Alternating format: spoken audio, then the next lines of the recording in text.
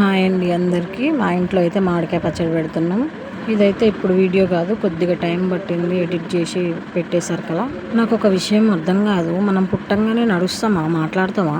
మాట్లాడడానికైనా, నడవడానికైనా, చూడడానికైనా, మనంతటా మనం తినడానికైనా కొద్దిగా టైం పడుతుంది కదా. వీళ్ళు బాగానే చేస్తున్నావు, ఎన్ని పైసలు వస్తున్నాయని అడుగుతారు. ఇప్పుడు మామిడికాయ పచ్చడి కావాలంటే డైరెక్ట్ షాప్కి వెళ్ళి మామిడికాయ పచ్చడి కొనుక్కొచ్చుకొని ఆ బియ్యంలో కలుపుకొని అయితే తినలేము కదా.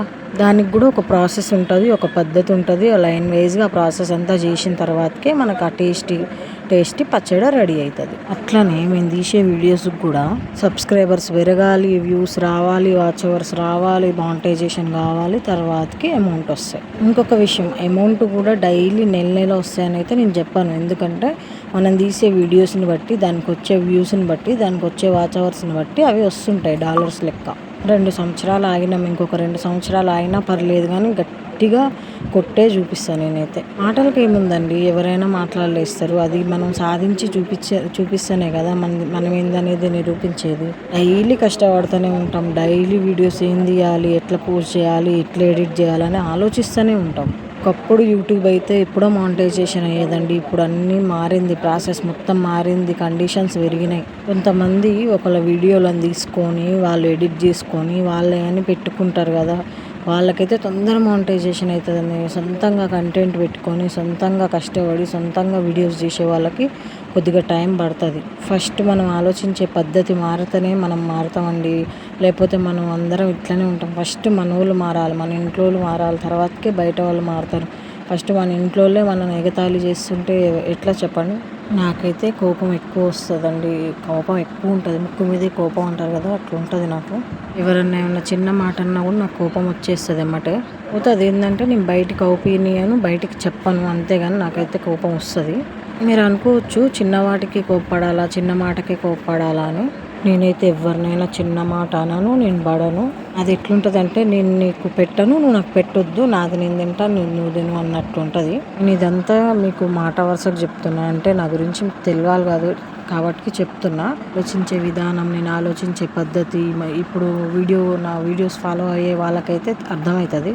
వేసుకునే బట్టల్ని బట్టి క్యారెక్టర్ డిసైడ్ చేస్తారు, తినే తిండిని బట్టి క్యారెక్టర్ డిసైడ్ చేస్తారు, మాట్లాడే మాటల్ని బట్టి క్యారెక్టర్ డిసైడ్ చేస్తారు, ఉండే ప్లేస్ని బట్టి క్యారెక్టర్ డిసైడ్ చేస్తారు, ఆఖరికి వేసుకునే చెప్పుల్ని బట్టి కూడా డిసైడ్ చేస్తారు. నాకైతే అస్సలు అలా అనిపించదు, నేను అట్లా డిసైడ్ కూడా చేయను. ఎందుకంటే ఎవరి లైఫ్ వాళ్ళ ఇష్టం. ఉన్నది ఒక్క లైఫ్, బతకనియాలి, వదిలేసేయాలి.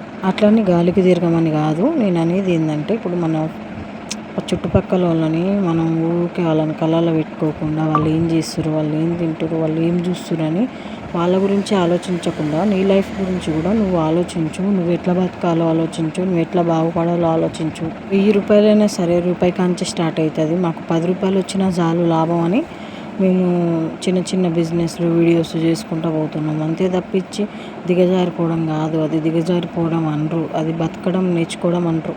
ఇప్పుడు కొంతమంది రూపాయి కానుంచే లెక్కేస్తుండ్రు. ఇప్పుడు రూపాయలు తక్కువ ఉంది, మళ్ళీ వచ్చిస్తా అంటే మళ్ళీ వచ్చినప్పుడు ఇవి అని చెప్పి మళ్ళీ వచ్చినప్పుడు వాళ్ళకి గుర్తు చేసి నువ్వు రూపాయి ఇవ్వాలి కానీ వాళ్ళు అడుగుతారు.